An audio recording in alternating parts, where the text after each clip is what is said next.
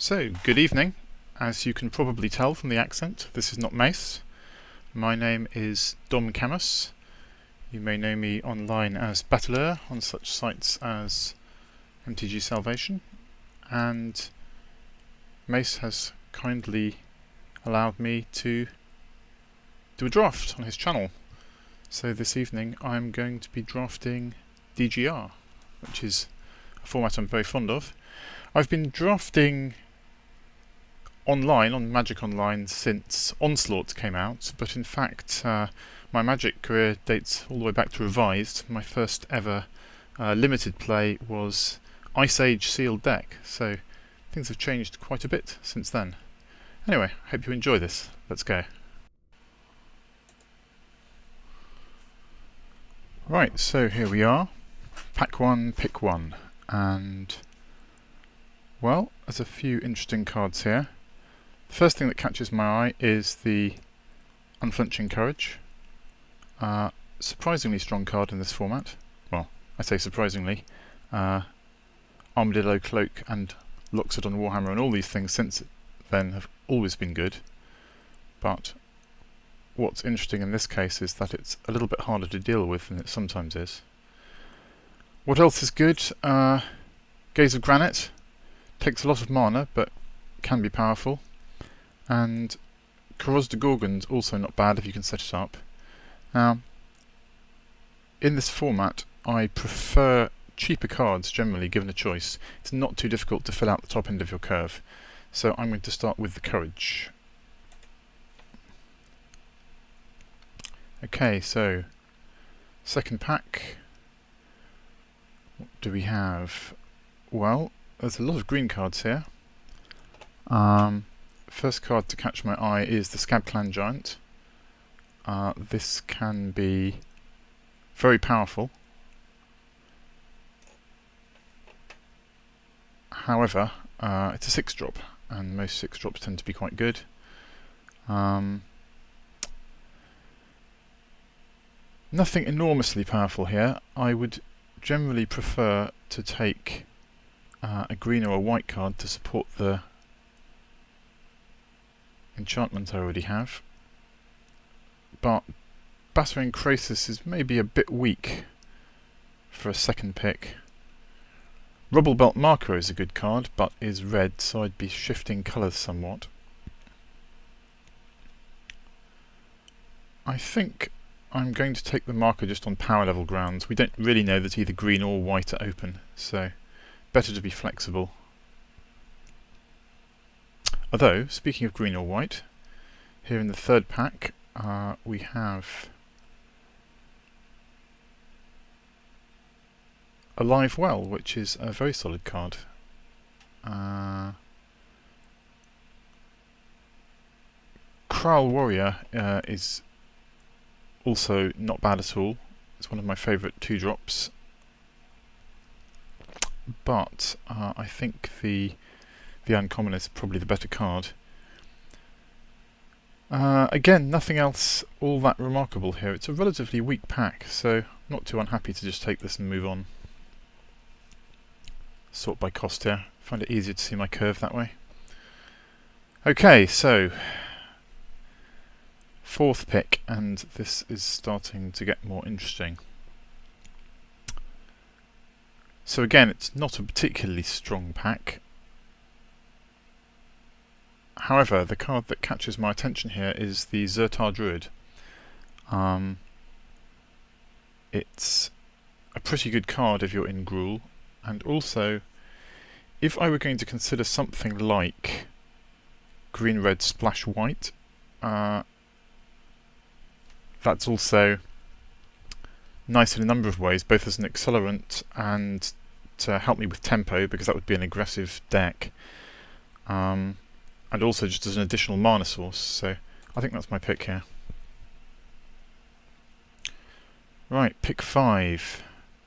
Whoa, okay. This is a pretty shocking pack. In fact, this is very shocking. Okay, so what's going on here is Haunter of Nightvale. Very, very strong uncommon. Surprising to see it this late, and we have to adjust our plans here. We can't just pretend that we're green-white looking at a pack like this. Now, if I'm shifting colours, I don't know yet what I'm shifting to. But I think here what I have to do is take the Haunter and then start thinking about what signals I'm seeing, because this has to completely change my plans. Okay, so this pack is very confusing. So back in green, which is where I started,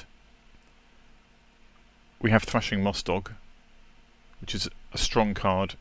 Very happy to see that as late as pick 6. Outside green, Flux Charger, it's very strong. And there's some indications that there's open blue here, but I really need a plan. So I think my plan is going to be, I'll take the green card, try and fix green as a base colour, and then be as open as I can about what my others are, until what I'm seeing makes more sense. Right, so 7th pick.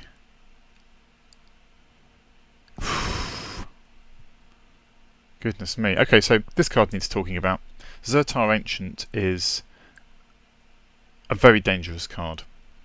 Basically, if you play it, then the turn after you play it, your opponent will do terrifying things. They will basically drop their hand onto the board, and if one of the things they can do is kill the Ancient, you're in big trouble.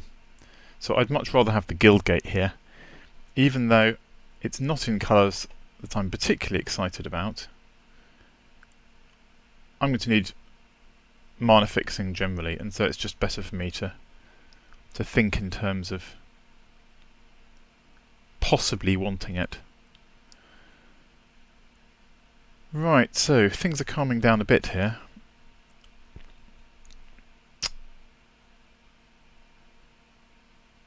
Okay, so what signals have I seen? Well, blue seems to be open, green seems to be open, so I think the Maze Glider may be here. And I'll try and see if I can pick up Selesnya cards. Oh my goodness, so much of the good stuff has come back. This is just very strange. Okay, so clearly powerful cards are not a problem. What I have to think about here is, given that I don't have that much fixing, how am I going to end up with a deck full of playables that I can actually run? So take the Gorgon here on the basis that it's a green card. I'll just try and stay as much in green as I can.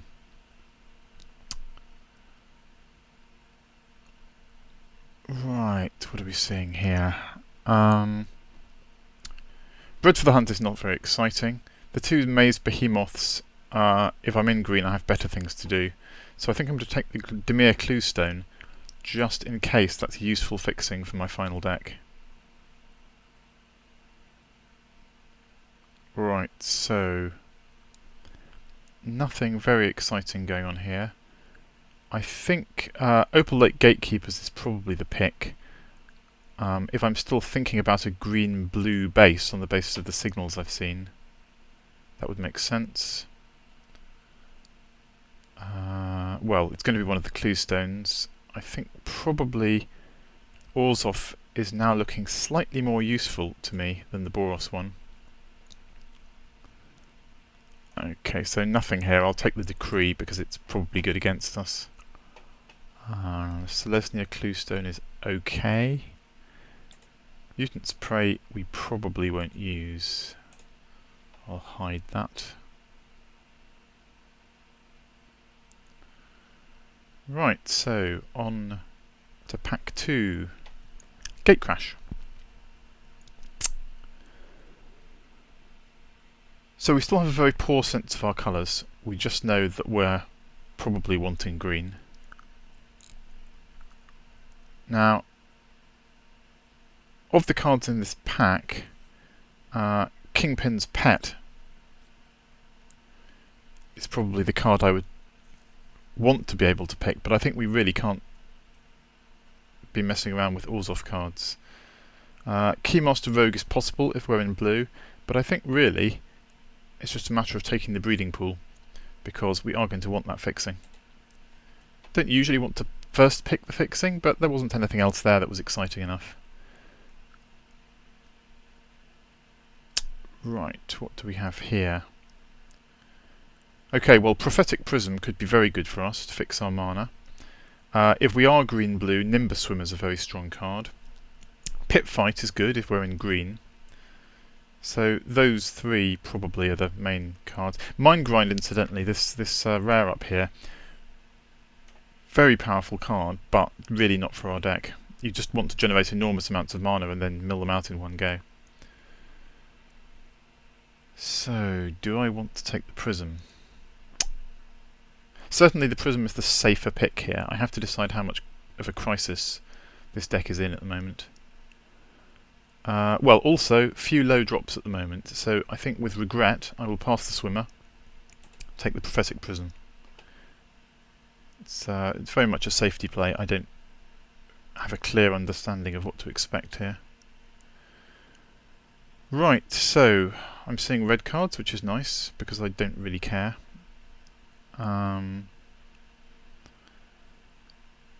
So Balustrade Spy is the best card I can seriously consider here. So what I have to ask myself is, am I in black? And I think with Haunter and Karos de Gorgon, the answer is, I'd certainly like to be. So what I'll do is I'll take the Spy, and then we'll hide the Rubble Belt marker, because we're not playing it. We'll hide the Zertar Druid, we'll hide the Boros Guildgate. Lie of Decree is irrelevant. With regret, I will hide the Unflinching Courage as well. So, Orzhov Cluestone is also not doing anything for us. Right, so this is what our deck looks like at the moment. So, what do we want from this pack? Well, Slaughterhorn would be great. Gyre Sage is far from terrible if we can reliably grow it. And we do have a pretty hefty looking top end there. However, I think what I really want here is the Pit Fight, just because it's nice to have some kind of removal, and given I'm in green, it should be fairly strong. Well, this is interesting now. This pick here, we have a Cloudfin Raptor, which immediately catches my eye, and the question is, am I blue enough to play that? Because it's pretty solid offence if I can. It helps that there's nothing else very interesting for me in the pack, so I'm going to take it and then aim to go more blue. In my black I want to be my splash colour, and I'll try and push towards blue if I can. Right, well, I wouldn't mind splashing a Psychic Strike, but I think the pick here has to be Simic Guildgate. We're still in need of fixing, and this is much cheaper than when we used our first pick on fixing. Nightwatch or Nightwatch. Ooh. So, at the moment, it's not looking like we're aggressive enough to want Armoured Transport. I quite like the idea of having a Burst of Strength, so I will pick that up. We don't have any tricks yet, so it's perfectly acceptable. Gosh, okay. So, there's several cards we want here. Ivy Lane Denizen is just a good, solid card, and we want to be running more green things. But at the moment we're not, so I'll leave it for the moment. Sapphire Drake is very, very strong, and Skarg Goliath is also pretty powerful. Given the easy mana requirement, I'm going to take the Sapphire Drake. Goliath is also expensive anyway, so the cost is not a factor. Oh, look, a pack with absolutely nothing for us.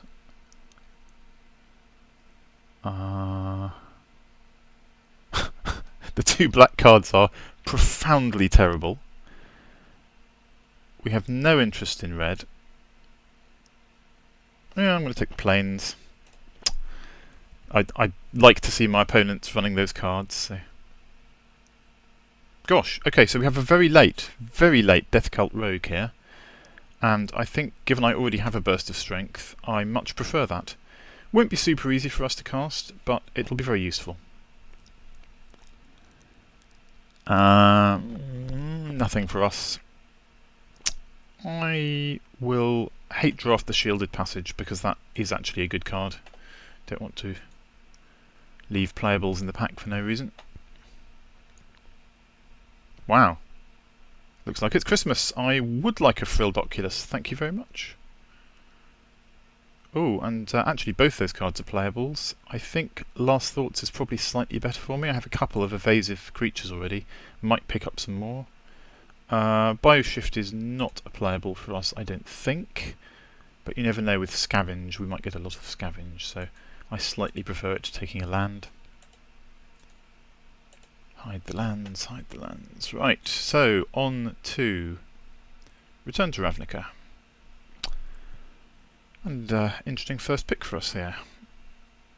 So, Axebane Guardian is a very nice mana tool, we wouldn't mind that. But the question is, can we support black well enough to want that Corpsejack Menace? And I think the answer is probably yes. Archweaver, incidentally, is just a little bit too expensive to be exciting as a first pick. So, okay, Corpsejack Menace, and we're looking to pick up maybe a little bit more fixing. Right, so pick 3, pick 2. Frillkill Assassin is the best card here, but we're just not going to be black enough to consider playing that. Given the way our fixing's worked out, I don't think we can venture into any more colours, which means that the obvious choice here is the Karodza Monitor. So, I'll grab that.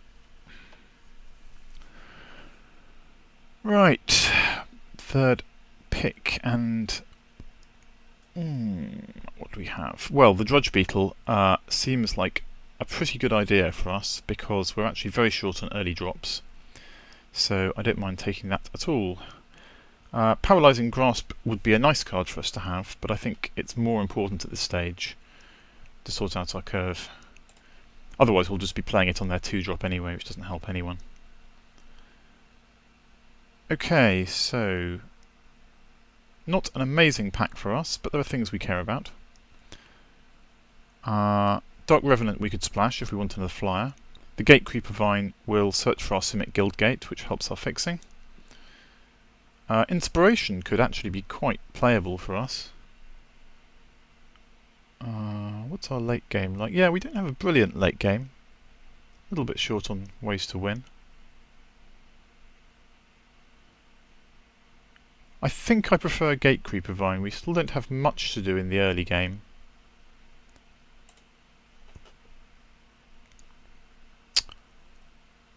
Okay, again, there's some nice options here. So, Launch Party is very solid. Good removal in our splash colour. Isperia's Skywatch is also something we should definitely consider. We'll be able to cast it easily, and it's a good victory condition. So, how much do I want more removal? I mean, it'd be really nice if we could use the Launch Party to throw the Gatecreeper Vine, but the rest of the time it's not too good for us because our creature count's a bit low. I think I slightly prefer the Skywatch here. That could be wrong, but I'd rather be able to win. Wow, okay, so awkward. So, Frostburn Weird, the double blue is too much blue for us to want that. Otherwise an excellent card. Terrace Worm is great, but we already have 3 6-drops, and I'm not sure we really need more late game. We're doing okay for that. Grim Roustabout, however, is in our splash colour, and so does not make a good 2-drop for us. So this is quite awkward. Slitherhead is not quite good enough to be worth a slot, I don't think. I suppose the worm is probably the best option, even if we might not end up running it. Okay, next pack, and we have Well, okay, first thing is, do we want an Azorius Guildgate and actually start considering running our Unflinching Courage? So how many white sources would we have? We'd have one from our Selesnya Cluestone, one from the Prism is 2, Azorius Guildgate makes 3, and Gatecreeper Vine for 4. So that might actually be good. Or alternatively, we could take a Sluiceway Scorpion, which is another solid card in our splash colour. I think I quite like the idea of the 4th colour here. Let's risk it. Okay, well, that Aerial Predation would be not bad at all for us. We're not particularly good against flyers, but there's a Void Wielder in the pack, and that is much better. So yes, please. Right, we're getting down towards the dregs a bit here. The red cards are useless to us. Hussar Patrol is far too weak to consider splashing. We could take a Cremate for the sideboard, but we have half the Scavenge cards, so it's not very exciting either. Axebane Stag we will never run over the Worm. I guess Cremate instead, in case we face the mirror match. Who knows? Seems unlikely. Okay. Well, I guess most of this is completely irrelevant, so Mizium Skin, just in case we face a deck full of removal and want to side it in.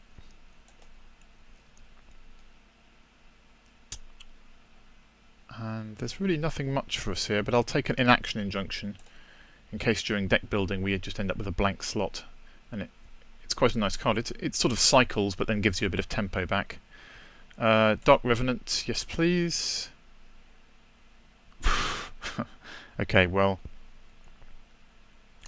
I suppose I'll take the Deliverance, but not expecting to either run or side it in. It's just for flexibility.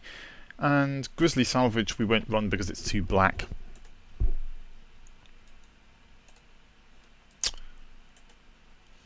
Well, pretty tricky draft there, but it looks like we have some kind of deck. Time to build it. So, okay, blue and green things go in automatically.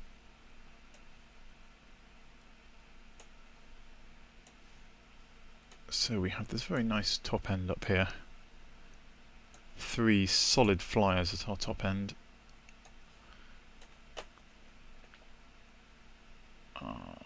Drudge Beetle, definitely. Thrashing Moss Dog, definitely. I think we have to assume that we're supporting the black splash, so in go the black things. Death Cult Rogue is of course in. Haunter is in. Pit Fight we absolutely need. What else are we doing? Oh, missed the lizard there. Gatecreeper Vine is definitely in, whether or not we're splashing the white. How are we doing for creatures? 15, that's acceptable. Balustrade Spy is in. So, what I want to aim to do here is I want to see if I can build this without needing the white. We'll see. Prophetic Prism is in, of course. Dimir Cluestone equally is in. Right, so I'll do lands in a minute. So if I build this without the white, I need to find 4 more playables. So that would be Burst of Strength. Can I support Last Thoughts? Yes, I can, I think. Last Thoughts, Inaction Injunction. Would I want 18 lands here? Or would I want to run Alive Well for only half of it? That might actually be the best option.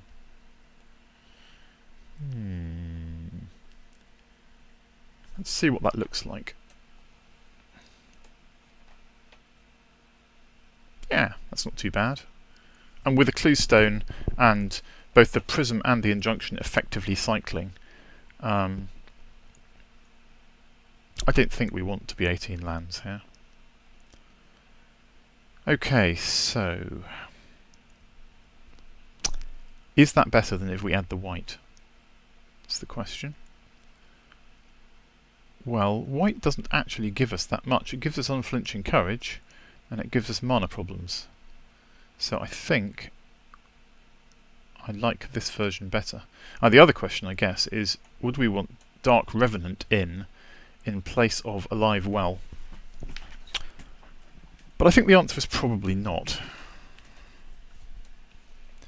Okay, so Simic Guildgate is definitely in, Breeding Pool is definitely in. Now, do I want the Azorius Guildgate for half of Alive Well and a slightly improved chance of Opal Lake Gatekeeper turning on? Seems like a massive long shot to me.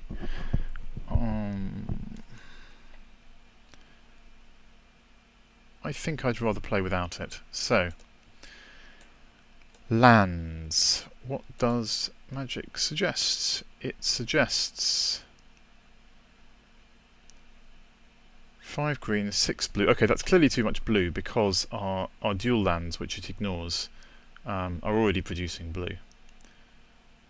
And we have no double blue. Oh, we sort of have a double blue card because we've got the Death Cult Rogue, but I think we can go down certainly to 7 blue. And even that is partly a concession to the Raptor on turn 1. So here we have 5 black sources. That's not really enough. So we have to go up to at least 6. Now,